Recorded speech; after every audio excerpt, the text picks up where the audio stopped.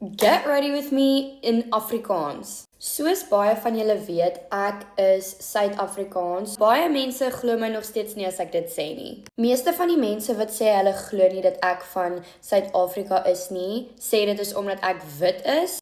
My pinkie-naal het afgekom, so ek moet 'n nuwe naalset opsit.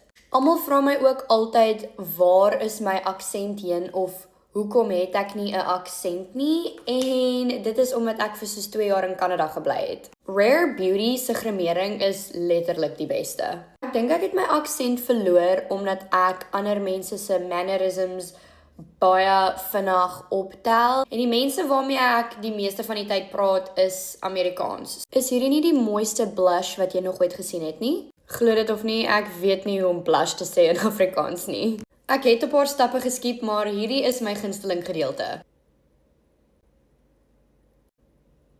Nou moet dit net droog word. Ek het definitief blush blindness en weet jy wat? Dis alright. Ek is mal oor sproete opsit. Mascara maak sulke groot verskil. Wat? En dis my grimering.